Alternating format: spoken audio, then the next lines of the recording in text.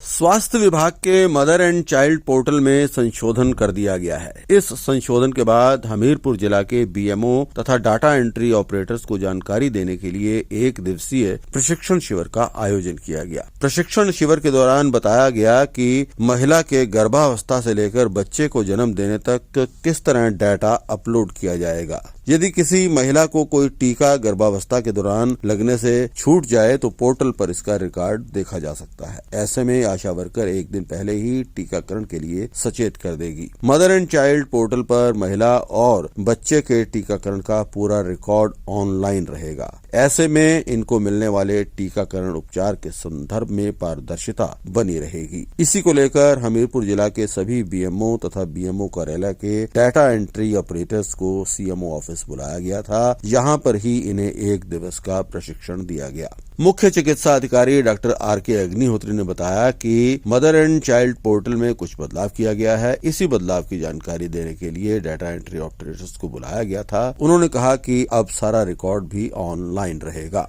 हमारा आज 1 दिवसीय प्रशिक्षण है, जिसमें मेरे सभी बीएमओज आए हैं ब्लॉक से, और उनके साथ जो है वो दो डाटा एंट्री ऑपरेटर आए हैं।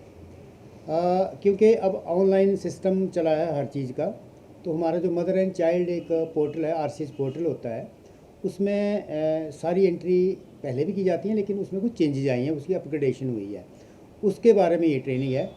इस पोर्टल में जैसे ही कोई दंपत्ति होता है उसकी एंट्री की जाती है पहले, और वो अगर गर्भवती होती है तो उस गर्भावस्था के से लेके जब तक बच्चा पैदा होता है उस बच्चे की जो है वो पूरी इम्यूनाइजेशन नहीं हो जाती है, वो सारा डाटा भरा जाता है।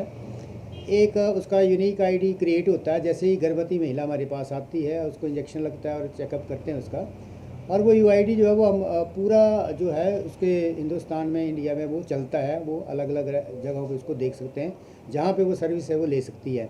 इस तरह बच्चे जो होते हैं उनकी इम्यूनाइजेशन जब होती है तो उस तरह उनका भी यूआईडी जो होता है एक यूनिक नंबर होता है, जिसको एमसीपी कार्ड के माध्यम से हम उसको देते हैं, और बच्चे की इम्यूनाइजेशन भी उसमें हम ट्रैक कर सकते हैं। और उसका फ़ायदा ये होता है इस पोर्टल से कि अगर कोई हमें नहीं आता, जैसे किसी का इंजेक्शन ड्यू है, किसी गर्भवती महिला या बच्चे का जो इंजेक्शन ड्यू है, तो व्यू हो जाता है वो कंप्यूटर में, तो उसमें से ड्यू लिस्ट निकाल के हम आशा वर्कर को दे देते हैं, और आशा वर्कर उन महिलाओं से संपर्क करके फ़ोन के माध्यम से या अपने आप जाके संपर्क करती है कि आपका ये इंजेक्शन ड्यू है। 1 दिन पहले उसको बता देती है कि आपने इंजेक्शन लगवाना है, और साथ ही साथ में हमें कवरेज भी पता चलता है कि कितने % हमारी कवरेज हुई है इम्यूनाइजेशन में।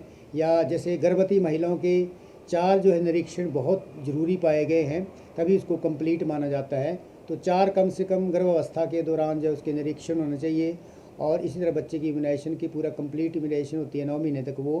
तो ये डाटा जो है वो ऑनलाइन जो है कहीं पे भी दे सकते हैं, डिस्ट्रिक्ट लेवल पे, स्टेट लेवल पे, ब्लॉक लेवल पे, और इससे सर्विसेज जो है इसमें सुधार आएगा।